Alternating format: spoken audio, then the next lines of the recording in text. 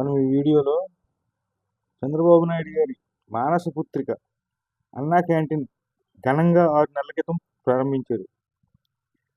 మొదట్లో చూడండి ఎలా ఉందో, రైస్ కానీ, కర్రీస్ కానీ, పెరుగు కానీ ఒక సిస్టమేటిక్గా ఉండేది.